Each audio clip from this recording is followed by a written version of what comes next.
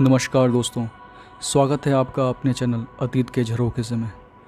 दोस्तों, हमारे देश भारतवर्ष में अनेकों अनेक किले हैं जो अपने गर्भ में अनेक रहस्य समाये हुए हैं।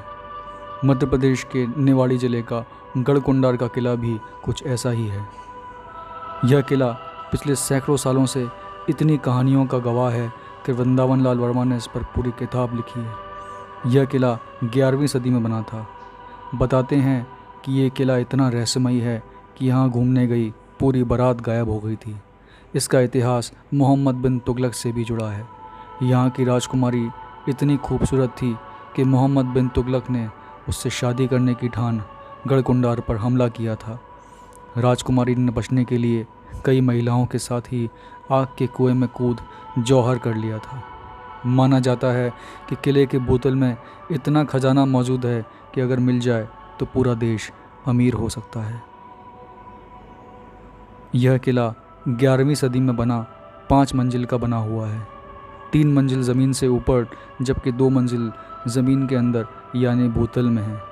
किला एक ऊंची पहाड़ी पर 1 हेक्टेयर से अधिक वर्गाकार भूमि पर बना हुआ है।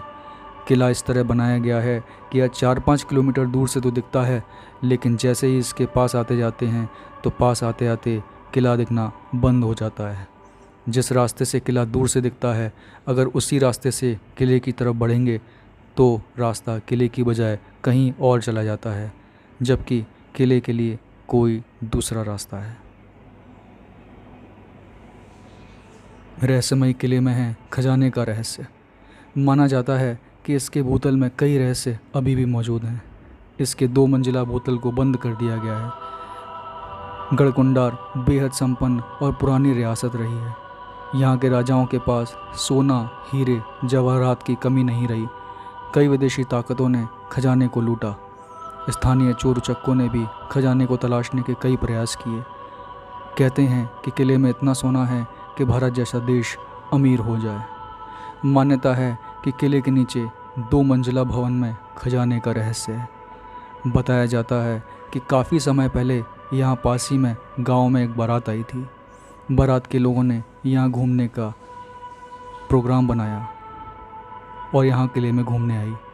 घूमते घूमते बारात के लोग इसके 2 मंजिला नीचे भूतल पर चले गए। नीचे जाने पर भूतल में ही बारात देखते ही देखते गायब हो गई।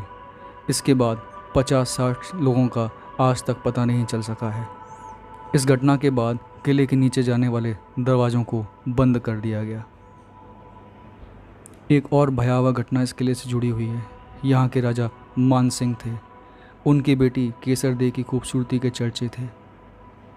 सुल्तान मोहम्मद बिन तुगलक ने ये सुन केसर दे के लिए रिश्ता भेजा, लेकिन राजा मान सिंह ने इसे मानने से इनकार कर दिया।